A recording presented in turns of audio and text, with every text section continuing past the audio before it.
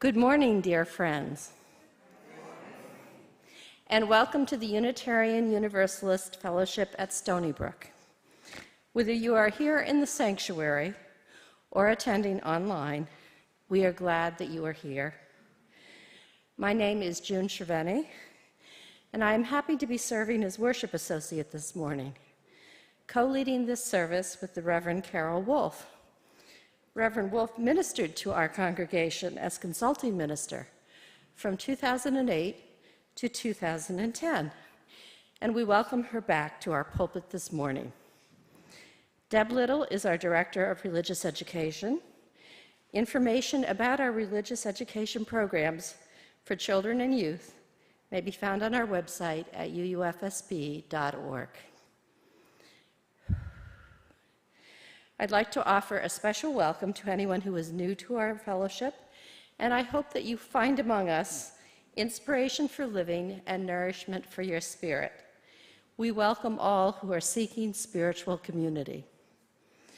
If you are attending this service virtually, please watch the chat for the order of service and a few important links, especially the visitors form and the feedback form. We would love to hear from you. After the service, you can leave this virtual space and go to our webpage and click on the link for small group chats in order to visit with a smaller group of friendly people. I have one announcement this morning. Your opportunity to shape the future of UUFSB is just around the corner. Please reserve Sunday, September 4th at 12 noon following the service to join us for a community cafe to define our future.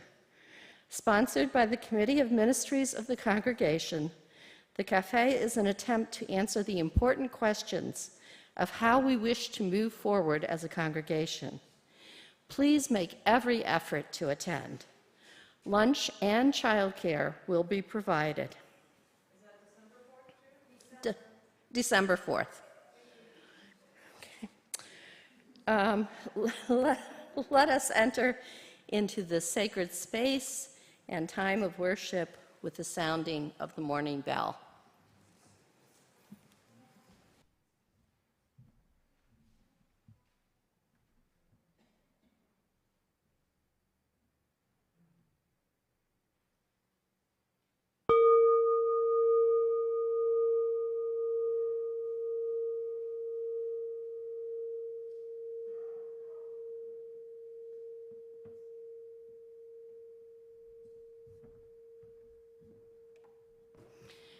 I have asked Doris Diamond to light our chalice this morning. And if you are attending our service virtually, I invite you to light a candle or chalice at your home as we light ours here. As we bring light to our chalice, I share these words by Ralph Waldo Emerson. It is a secret of the world that all things subsist and so not die, but only retire a little from sight, and afterwards return again.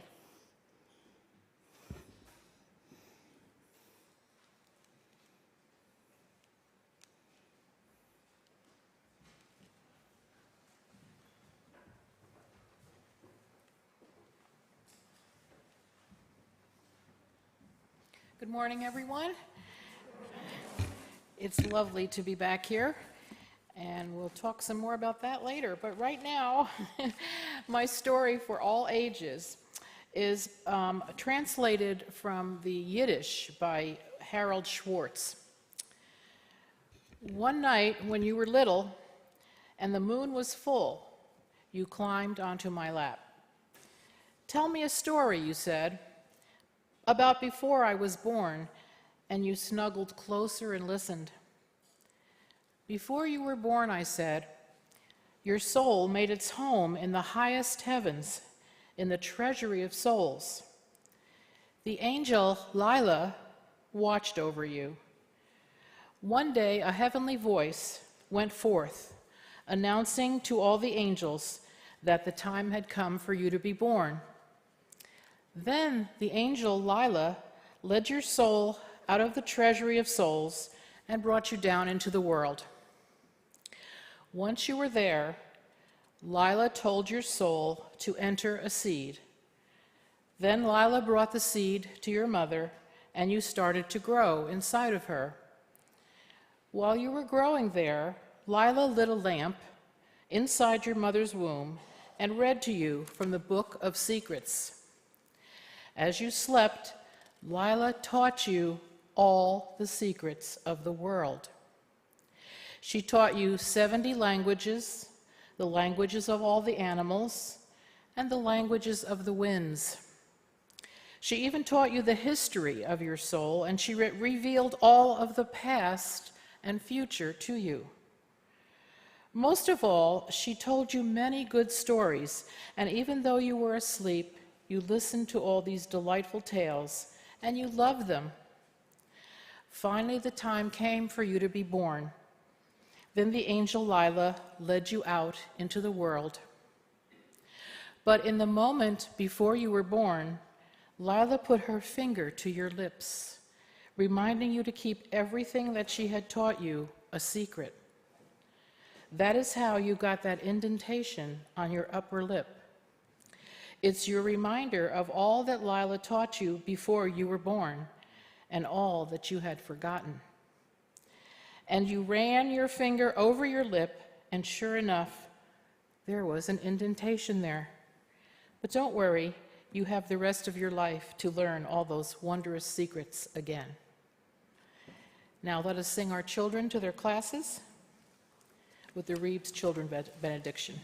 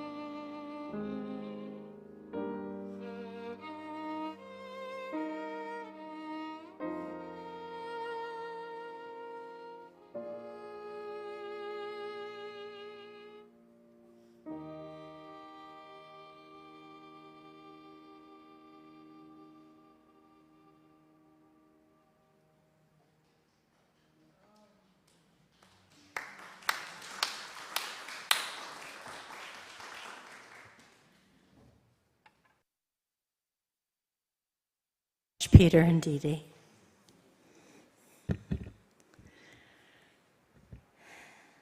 Look to this day, for it is life, the very life of life. In its brief course lie all the verities and the realities of your existence. The bliss of growth, the glory of action, the splendor of beauty. For yesterday is but a dream, and tomorrow is only a vision. But today well lived makes every yesterday a dream of happiness, and every tomorrow a vision of hope. Look well, therefore, to this day. Let us now stand in body or in spirit and join in singing hymn number 318 in the gray hymnal, We Would Be One.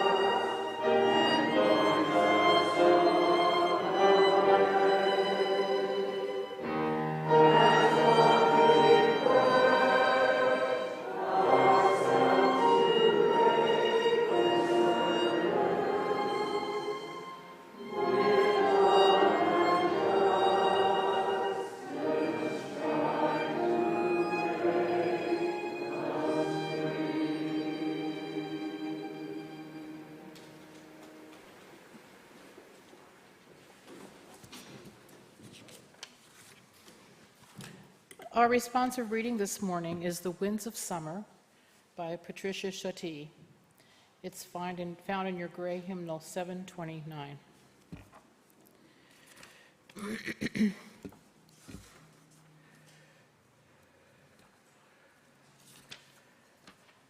You and I and all of us blew about with the winds of summer.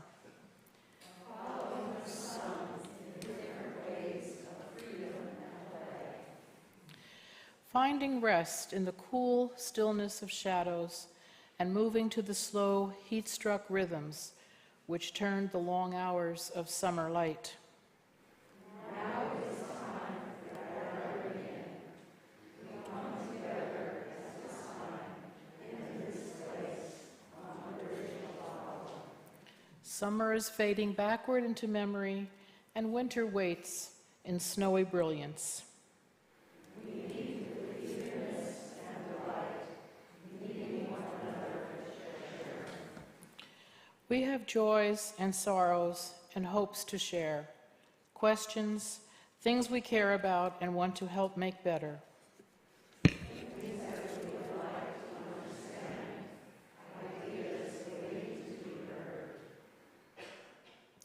community of all ages that sings its songs, tells its thoughts, asks its questions, and searches together with courage and with love.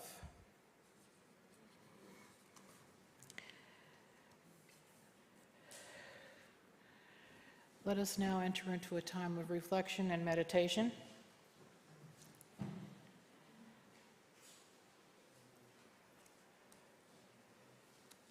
Deep in ourselves resides the religious impulse. Out of the passions of our clay it rises. We have religion when we stop deluding ourselves that we are self-sufficient, self-sustaining, or self-derived.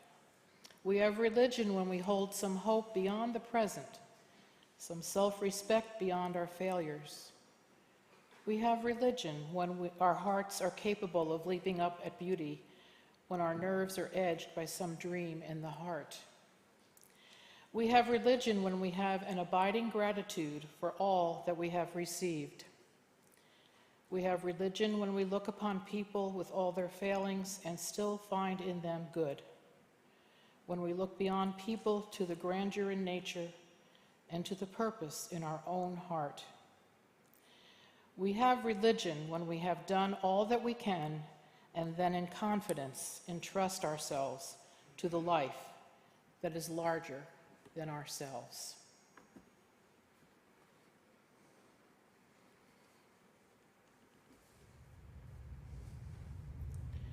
We will now be called out of silence by Spirit of Life.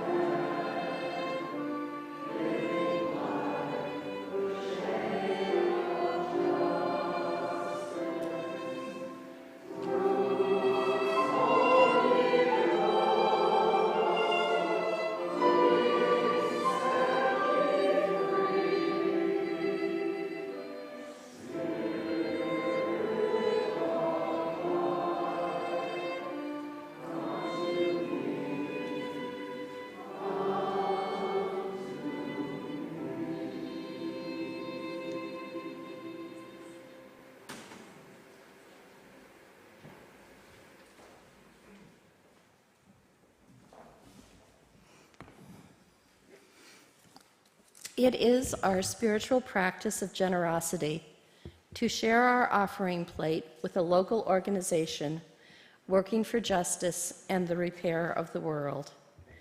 Our shared plate recipient for the month of November is the Shinnecock Kelp Farmers.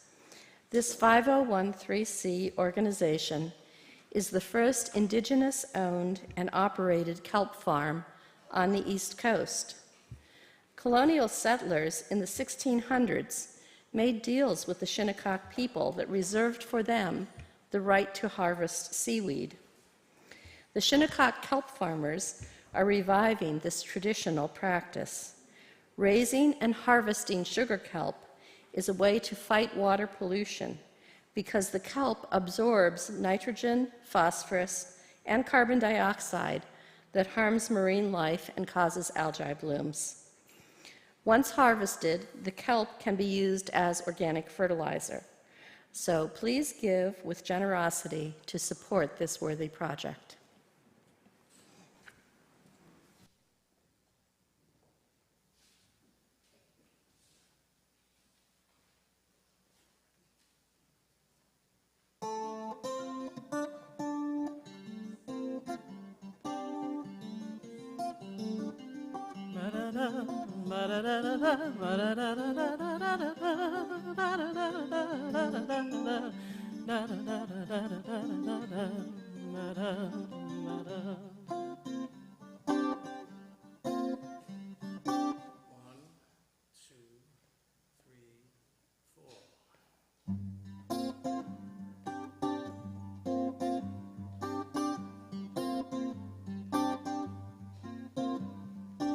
If I had ever been here before, I would probably know just what to do. Don't you? If I had ever been here before on another time around the wheel, I would probably know just how to deal With all of you.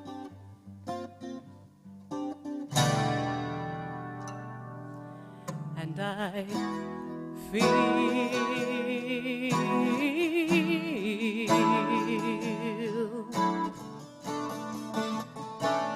like I've been here before. Feel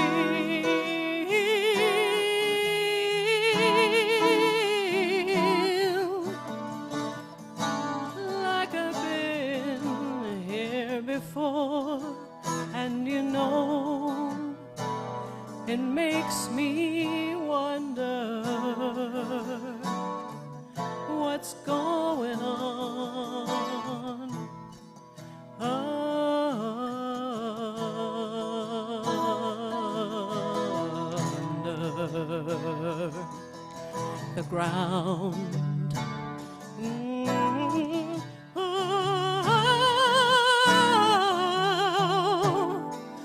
Do you know?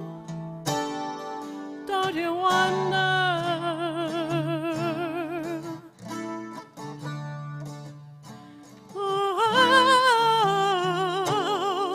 What's going on down under you?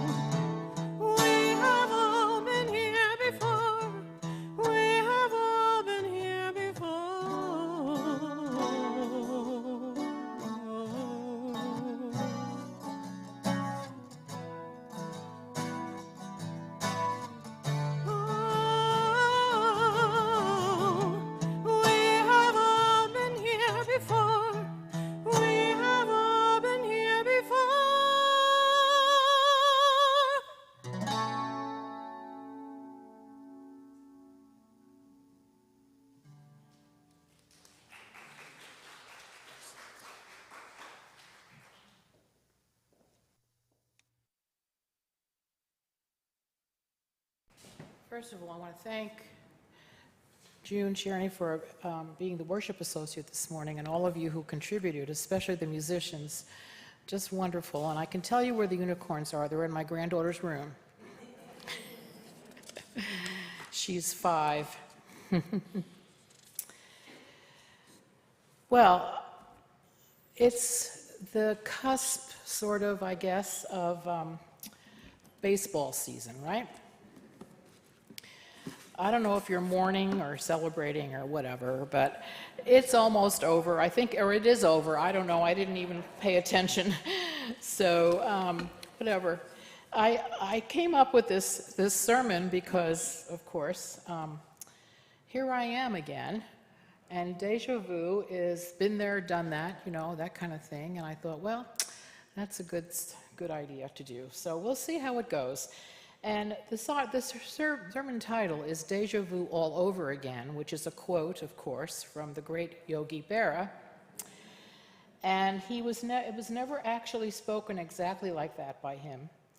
But since it's baseball season and we're near the end, I was inspired by the meaning and experience of the phenomenon we call deja vu in regards to our faith and principles.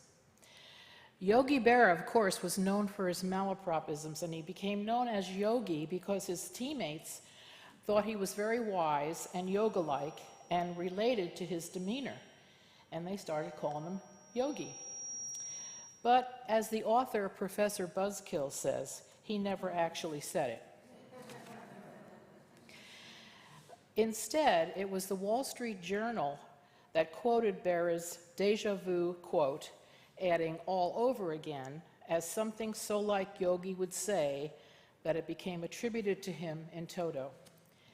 And by the way, Professor Buzzkill says, since deja vu meant that one has already had the experience that they are currently having, this must mean that Yogi Berra already had the experience twice. So it's happening here for me. And of course, my favorite is Yogi once said, I never said all the things I said. So he was a character, and I'm using him as a jumping off point for this today. Now, the meaning of deja vu, I don't know, has special depth right now for me. It seems like everything's happening again. We're feeling overwhelmed by more and more similar or familiar events. Haven't we been here before, we ask? War, pandemics, politics, economics, they all seemingly repeat themselves over and over. When faced with experience or news or events we have been through before, we may have that feeling that we've been there, done that, which is what deja vu is. The meaning of deja vu from the French is literally already seen, or the illusion of remembering scenes and events when experienced for the first time, or literally a feeling that one has seen or heard something before. Also, something overly or unpleasantly familiar. These definitions resonate, as I'm pretty sure we all have experienced a similar feeling more than once. You walk into a room and feel eerily comfortable because the surroundings are so familiar, which happened this morning when I walked through the door.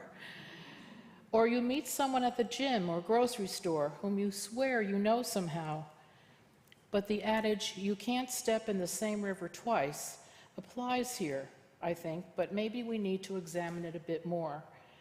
Deja vu is very different from recalling a memory or recognize a person or place because it brings a strange feeling that stops you cold and begs interpretation. It is accurate to describe it as experience the past in the present. It is best described as uncanny or strangely familiar when it happens. Logic tells you that the situation you're in is happening for the first time, but some other sense is telling you you've been there, said that, done that, or seen it before. Examples of this experience have been recorded as far back as St. Augustine, who mentions false memori in 400 AD. Even earlier than that, we have from Ecclesiastes in the Bible, what has been is what will be, and what has been done will be done again. There is nothing new under the sun. Is there a thing of which it is said, see, this is new? It has been already in the ages before us. Scientists find it hard to study this experience because it occurs so randomly and without prior warning, and happens seemingly spontaneously. It may only last 30 seconds. It is more of a feeling than a measurable physical event, and this has kept the scientific community at loose ends on how to study and define it. We find that those with healthy brains versus those with neurological conditions seem to experience déjà vu in the same way, except that different things are happening in the brain that they've studied in each of these types. Areas of the brain are affected in wide-ranging ways related to the amount of gray matter and depending on which area of the brain is most affected. An epilepsy patient will have memory circuitry issues, while those with healthy brains will have emotional circuitry alterations. One other explanation of the recognition memory theory, according to this theory, there are two kinds of recognition memories: recollection and familiarity. Recollection occurs when you see a man in a supermarket and recognize him as your neighbor. Familiarity occurs when you see this man but are not able to pinpoint exactly where you know him from.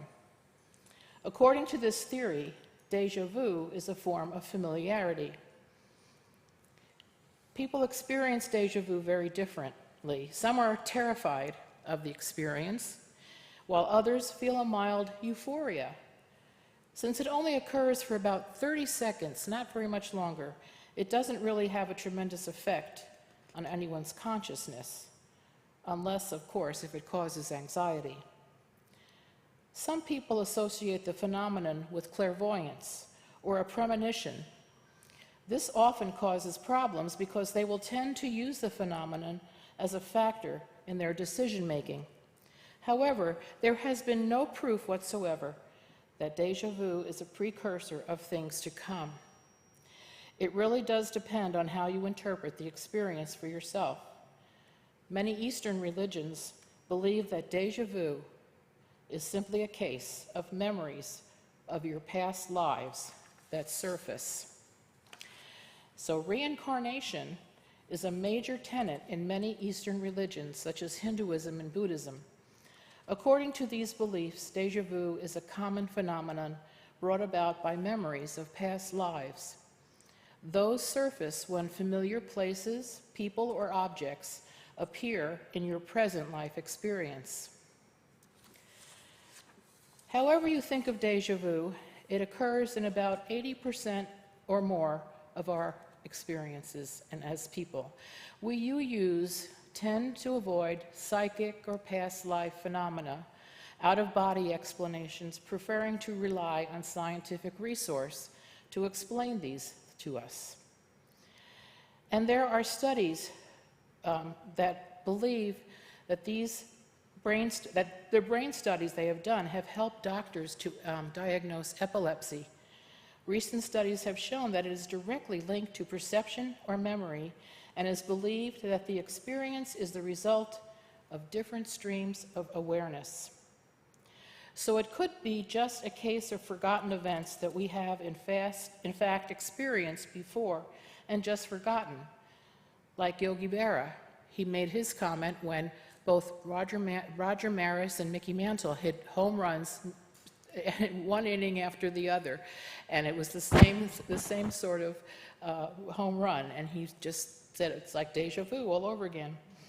Or the first time we may have been distracted and this reoccurrence is just a memory. Who knows?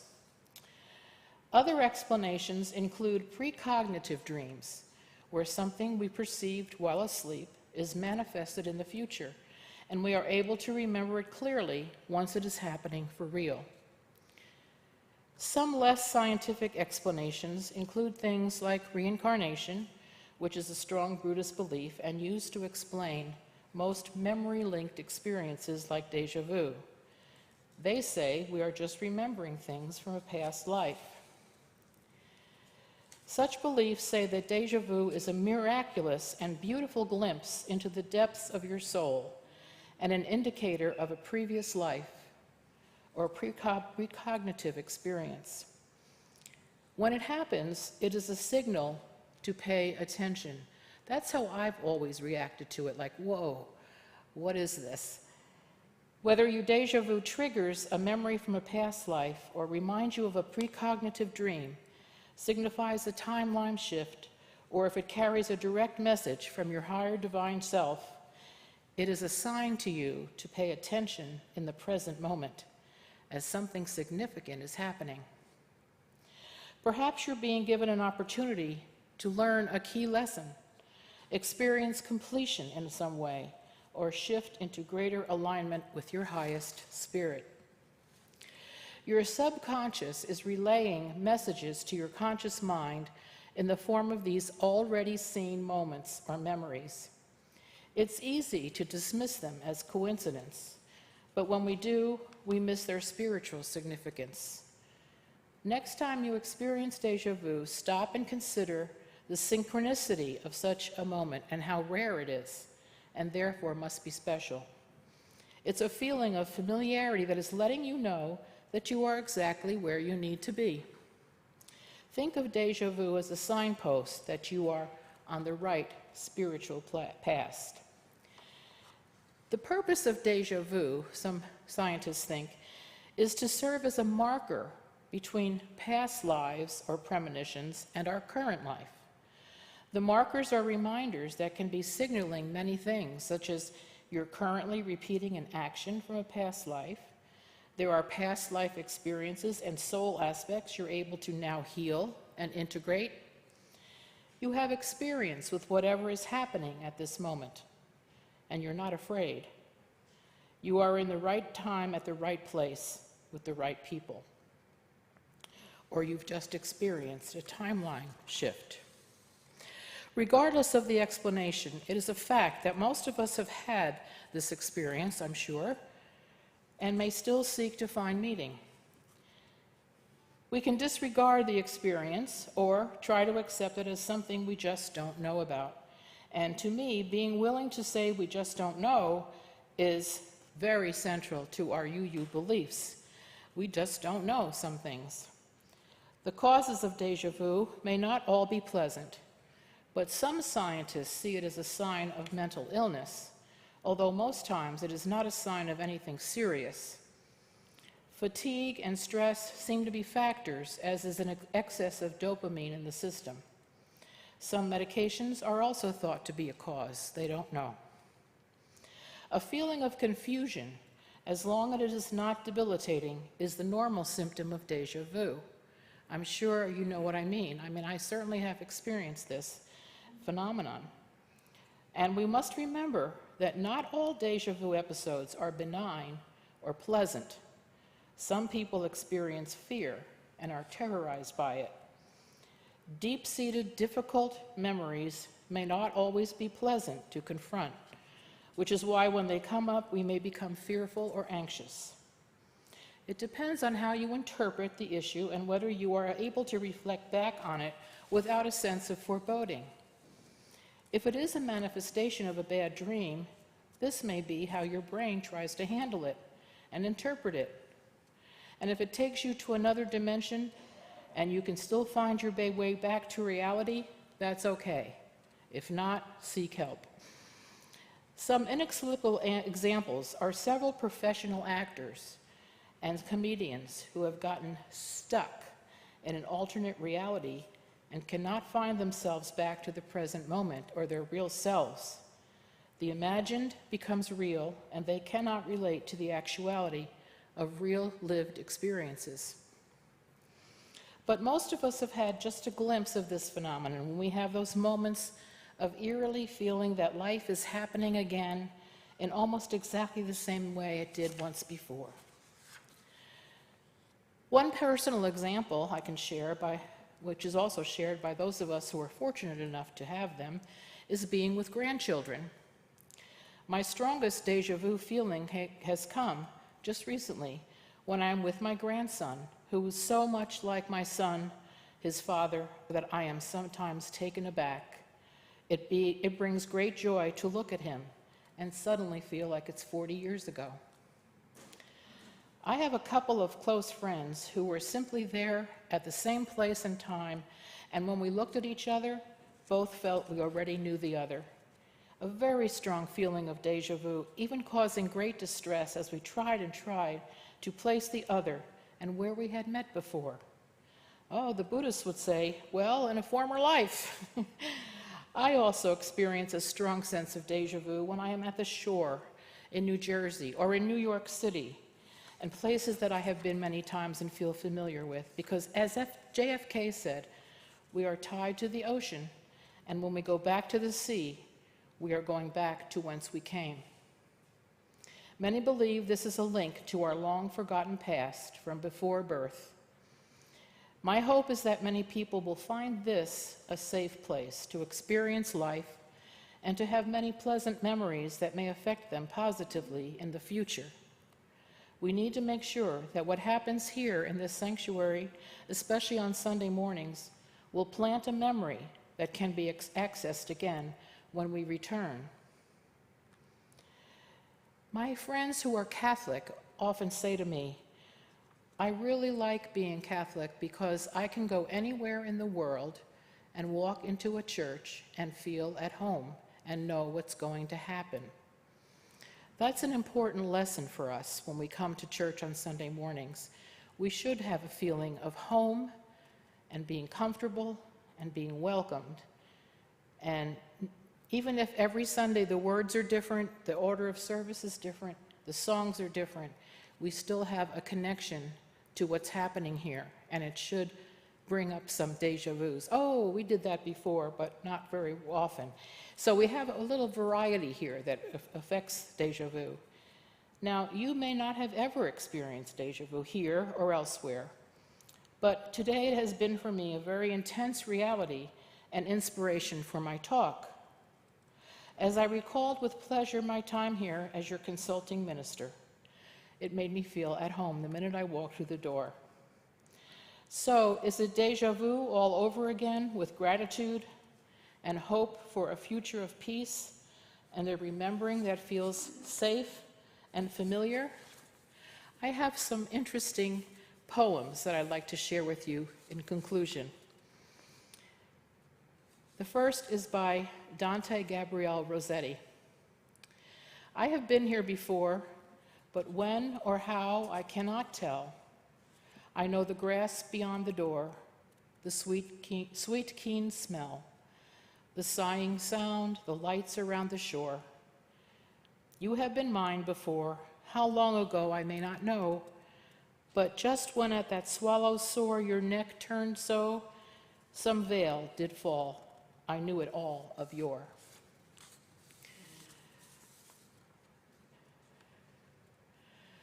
And this one is, I don't know who this is by. Has this been thus before? And shall not thus time's eddying flight still with our lives our love restore in death's despite, and day and night yield one delight once more? This one is called Frequency by David Brackeen. Frequently, after I know something, I wonder at what point can I say I knew this.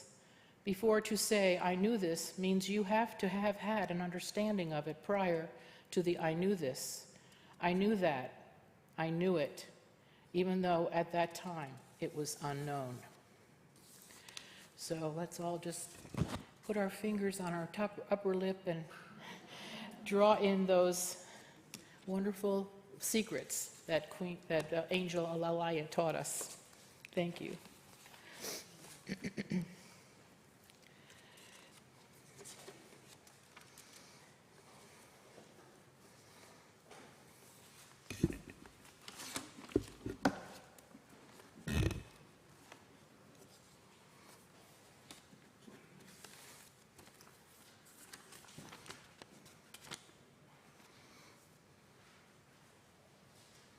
And now we'll sing hymn number 163.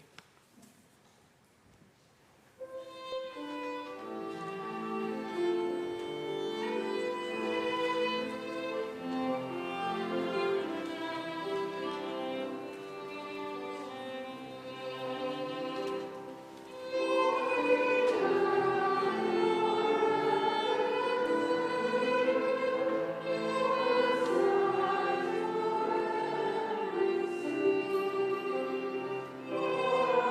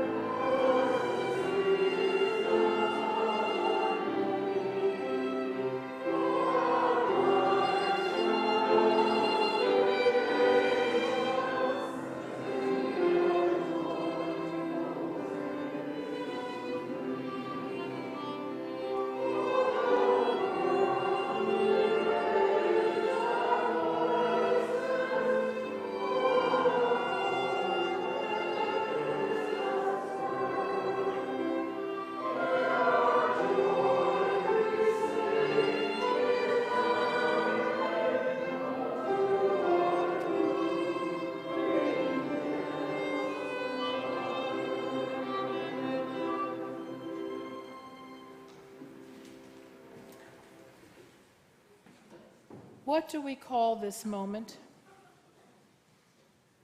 What do we call this moment? A serendipity mixed into a nostalgia, mixed into a deja vu, mixed into an epiphany.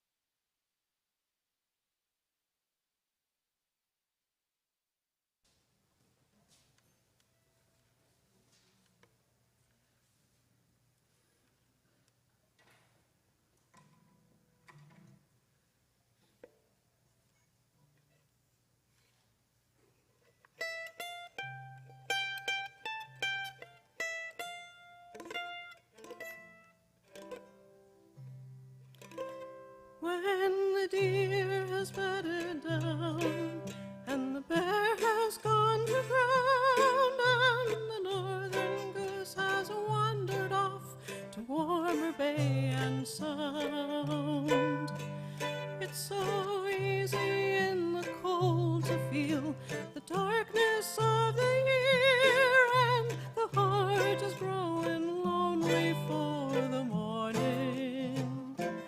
Oh, my Joni, don't you know that the stars are swinging slow and the seas are rolling easy as they did so long ago? If I had a thing to give you, I would tell you one more time that the world is always turning toward the morning. Now October's growing thin and November's coming home. You'll be thinking of the season and the sad things that you've seen. And you hear that old wind walking, hear him singing high and thin. You could swear he's out there singing of your sorrow. Oh, my Joni, don't you know that the stars are swinging slow and the seas are rolling easy as they did so long ago? If I had a thing to give you, I would tell you one more time that the world is always turning toward the morning. When the darkness falls around you and the north wind comes to blow and you hear him call your name out as he walks the brittle snow, that old wind don't mean you trouble. He don't care or even know. He's just walking down the darkness toward the morning. Oh, my Joni, don't you know that the stars are swinging slow and the seas are rolling easy as they did so long ago?